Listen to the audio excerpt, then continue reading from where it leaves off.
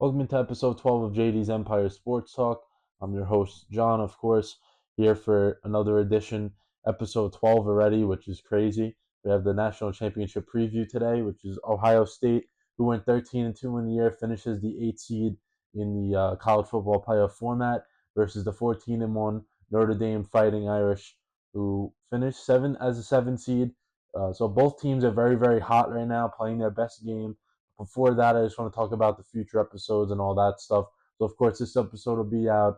Jets news if there's any Jets news, we'll have an episode for that. If not, we'll just skip them this week and hold out until they decide who they want to hire as GM and head coach, which I expect to happen very soon. But we'll see what happens with that. Of course, the Knicks, Rangers, St. John's episode. Rangers and St. John's, both teams very hot right now, so we're going to keep talking about them.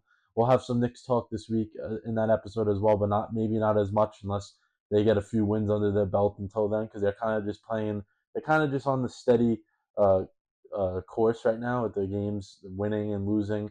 So that's something I don't feel like we're just repeating stuff if we're going to talk about them, what they should do differently. But like I said, the Rangers and St. John's playing terrific, so we're going to keep talking about them. St. John's in first place in the Big East. Rangers, since getting Igor back, have been very, very good. He's been good in net.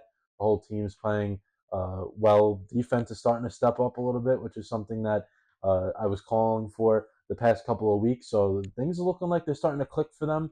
And like I said, you didn't have to start out great to be a good team at the end of the year. So maybe this is a blessing for the team, and they can finish this season really, really strong, which is that would be awesome for them. But that being said, let's get into today's episode, the national championship preview. So Ohio State, those two losses, like I was talking about, they had the 13 wins. Two losses were against Oregon and the last game of the regular season against Michigan, which was a terrible loss, but they were able to really just bounce back from that. Maybe not making the Big Ten championship was a good thing for them, just having a week to clear the mind and just come back and ready to go. Because that first round against Tennessee, they were home, they demolished them. That wasn't even nothing was competitive about that game. They dominated from the first possession. You knew that was like, oh, this game's definitely over. On offense, it was Will Howard and all the weapons they got. We'll get into some of the key players later, but they just showed how good they should have been the entire season. This should have been the number one seed in the whole playoff. I mean, they don't ask how you get to the championship, but that should have been the case. They were that good. I mean, they spent $20 million on this team with NIL and all that, bringing in a ton of impact transfers, keeping a lot of players. Me personally, I thought some of these guys that are seniors now would be definitely in the NFL. They all decided to come back for a moment like this, and they did get it to the championship. But they beat Tennessee first round, rematch at Oregon, who they played that was a great game in Eugene back in the middle of the regular season. They lost by one when Will Howard slid when he didn't have any time left. So that was something they really wanted to get some revenge on at the Rose Bowl. They did that. They demolished them. Didn't even look like a competitive game. Two teams that didn't belong on the field that day. That was the first two games they looked great. Then in the semifinals against Texas, it was a little bit of a different game. They weren't high flying on offense. Their defense was legit the entire game. It was a 7 point game until the very end, and then Jack Sawyer comes up with the insane strip sack for a touchdown, which got them the victory in the final 2 minutes.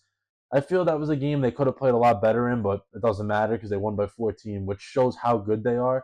Because they cannot play their best game and still beat you by double digits. So this is definitely their game to win. They're just that good of a team, and they should win the championship. Being favored by a decent amount of points. The line keeps changing a little bit, but it's definitely more than 7, and it has been since the lines came out. So they should win. But on the other end, Notre Dame will recap what they did. 14-1 on the year. Of course, everyone's gonna say, "Oh, they don't play good teams. They play who's on their schedule. They try to schedule a great competition." Someone like USC was someone at the end of the season that they expected to be in there in the college football playoff. That could have been a playing game. They weren't a good team. There were some teams that were Navy and Army. I mean, listen, they're not gonna beat you like against a great. They're not gonna beat a great team, but they were good teams this year, and Notre Dame handled them. And the thing was, their schedule wasn't great, but they didn't give the committee a reason why to leave them out. They did lose that NIU game, which was week 2, and then after that, the wins they've been ripping off have been insane, especially in the playoff. They've showed they belonged based off how they've played and who they beat. So fast forward to the first round, they got that home matchup.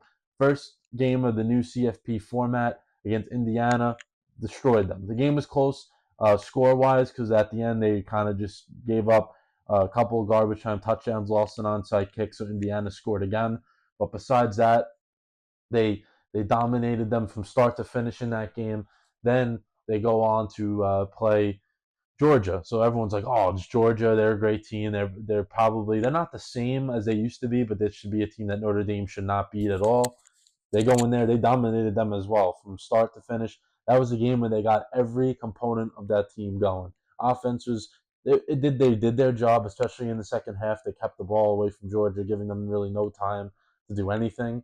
The defense dominated the entire game, getting pressure, stopping the run game. They had no shot.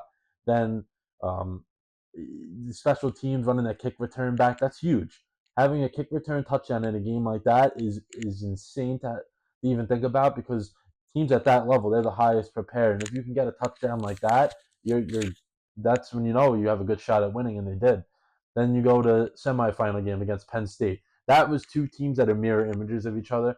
First half down, they're down at halftime. It was a very low scoring game in the first half. I apologize for keep moving the mic around. I just want to make sure you can hear me well. But so first half did not play great. Riley Leonard suffered that little injury, so Steve Angeli had to step in, leads a big field goal drive, which got them within 7 at the half. Came out, they were ready to go. Offense started clicking. Defense did what they had to do. Then Riley Leonard throws that pick, and you're like, oh man, this game's over. Somehow they survive that. They come back, tie the game. Then they have a few minutes left. They punted it. Penn State tried to be aggressive, get the interception by Christian Gray. And with that being said, Mitch Jeter lands the field goal through the uprights, and they go up by 3 with a few seconds left, and they win. So this is how both of these teams got here. Different styles, of course, which is something I wanted to talk about first. So, of course, I'm not going to say that Ohio State has a terrible defense and Notre Dame has a terrible offense because they don't. Both units are very, very good. But Ohio State, this entire year, especially in the playoff, they go as far as their offense can go. Their offense, they can score on one play every drive if they wanted to. They have Jeremiah Smith, Ibuka, Tate, the running backs, Henderson and Judkins. They got weapons all over the place. Will Howard slinging the ball this year better than he has his entire college career. He's playing great, especially the past few weeks, biggest games of his life. He's stepping up to the occasion. The offensive line is terrific. The entire offense is great. Then Notre Dame, known for the gritty, grind them out games, defense. That defense has been awesome the entire season. I know they've suffered a few injuries. They're still playing good. They're young at certain positions, especially the defensive line, especially with the injuries coming up. So now the younger guys have to play in the secondary at the corner spot. Very young, but Marcus Freeman doesn't care. He sits back there and goes, "We're playing man to man. We're try to beat us." And he said they're doing it for the championship game. So Christian Moore and Gray and all those guys back there, they got to be ready to see the best receivers in college football. So, I mean, those are going to be the top. Those three, that trio, Tate, Ibuka, and Smith, are 3 of the top 10 receivers, 15 receivers in college football, all on one team at one time on the same field. So they got to be ready for that. I think they'll be fine on defense, but they got to be ready for that. So the different styles are going to be very, very interesting, and especially for Notre Dame on offense, if they want to keep that high flying offense of Ohio State off the field, they're going to have to keep running the ball, which they've been doing good. Use Riley Leonard's legs. This is the last game of his college career. I know he'll have somewhat of a future in the NFL. I'm sure he could be a backup somewhere, but he won't be playing as much as he has now. So I would give him the ball 15 to 20 times running it tomorrow. It doesn't matter. You got to go out with you putting your best foot forward, and Riley Leonard running is definitely going to do that for you. So he'll be good to go. Jeremiah Love got a few extra days of rest, so hopefully he can give them something. I mean, he wasn't 100%, of course, the last 3 weeks, pretty much every game in the playoff, but he's been playing as best as he can. Scored that tough touchdown against Penn State. So if he can give them some of that, that'll be good. Just got to keep them honest, too. They got to be able to throw outside. Great House finally stepped up. One of the receivers, they needed to do something. Faison was very good in the first 2 games. Great House against Penn State. You never know who could step up in the championship. You just need one guy to put a threat on them, and it's going to be very hard to stop the running game, because that's a lot of things you got to try to figure out, and it's going to be difficult. And then for Ohio State's defense, they love bringing the pressure. They love just going down and being aggressive, led by that entire defense. Their linebackers are insane. Safeties are good. They got good cornerbacks. They're just an all-around good unit. So it's a different style of play from both teams, which should make this game great. I'm excited for that.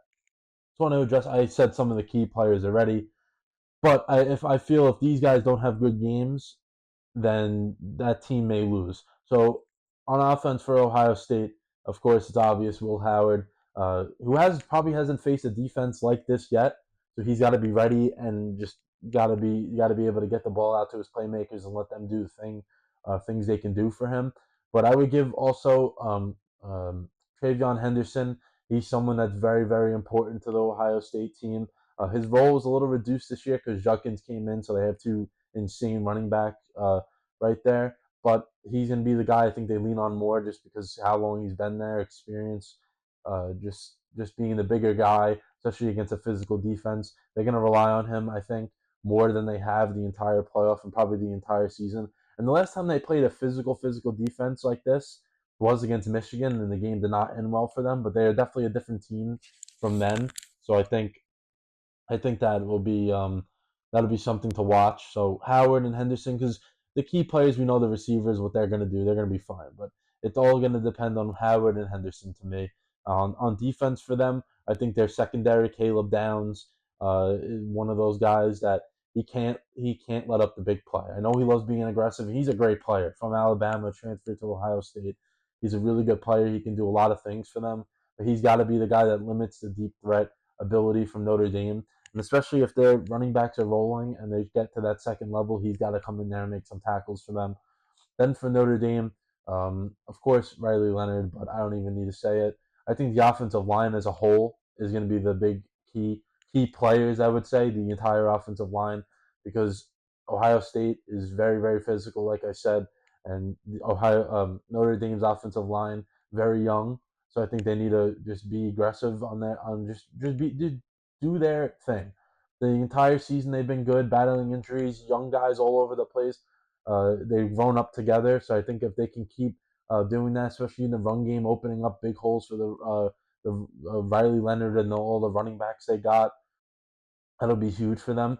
Then on defense, I really think that someone like Xavier Watts, who has been a veteran, has been there. He will be a really good NFL player coming up in the draft soon. He's got to be the guy that's on defense. So I really think the two star safeties of both teams, they need to be the glue, and can't get over aggressive. Of course, it's good to be aggressive, but you got to be able to stay within the game, especially in a game like this. You got to be able to say, okay, we got to settle everyone down. We got to really just be ourselves and play good football. And Ohio State's going to throw it deep. He's got to be ready to help out. I would definitely have him over the top of the field when Jeremiah Smith's on a certain side of the field. It'd be like, okay, you got to help your corner out, because I'm sure that Jeremiah Smith's going to win a lot of those matchups just because of how good he is. So that's something um, that they need to really keep in mind. Like I said, underrated defense of Ohio State. That's another thing that I didn't get into too much, but it's just how good they've been in the playoff. I mean, that's something that people don't give them credit for because of how high powered the offense is. But that defense has been insane, and they're not even letting you get an extra yard. It's insane how like their attention to detail. This is a defense that in the beginning of the season no one talked about them. Like, oh yeah, if Ohio State goes to the championship, it'll be because of that offense and how good they can be, which was expected. But that defense, I mean, all those veterans came back, adding some transfers in, and they're going to lose a lot of guys after this game. So I'm sure that that defense is going to want to go out there and just play the best game of football they can ever play. Someone else, I've name dropped him a few times already, Riley Leonard. He's become the heart and soul of this Notre Dame team. Someone who comes in as a transfer from Duke, couldn't even play pretty much in the spring ball or summer at all, really, training camp wise. Couldn't do very much because he was injured. So they needed a quarterback. They reached out to him. He came in. Said it was always his dream to play for the Irish, all that good stuff. Sam Hartman, of course, is another transfer they brought in last year. He went on to the NFL, so they needed a quarterback. They felt they needed one for this year, so they went out and got him. First, I would say, I mean, even though they were winning games, I would say the first 6 or 7 of them, even a little, maybe 8, 9, he wasn't too good. Pretty much, he really wasn't doing much. I think he was afraid to run because of the injury, but that was something him and OC, Coach Denbrock, sat down and they were like, okay, we know you know how to run the ball. We've seen it at Duke, and you can throw too when you have to. But that running game from you puts a threat into the defense, and that's what's going to get the ball rolling. So they did that. They were able to play just his type of football, which was different than the guys they've had in the past. But it was a new OC, Mike Denbrock, Coach Jaden Daniels, and we see what he's doing in the NFL. But he was even great in college, winning a Heisman and all that. So we saw he can run a good offense. But of course, that offense had to be different than what Jaden Daniels can do because Jaden Daniels is one of the best running quarterbacks in the NFL right now, and he was in college last year.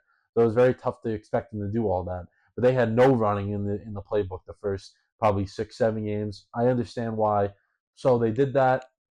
His numbers went up tremendously, and it's someone that just become you can see now. I'm glad because I'm a Notre Dame fan, and I think they're going to win this game just because of how the seasons went and the story's not over yet. They're not going to end it this way.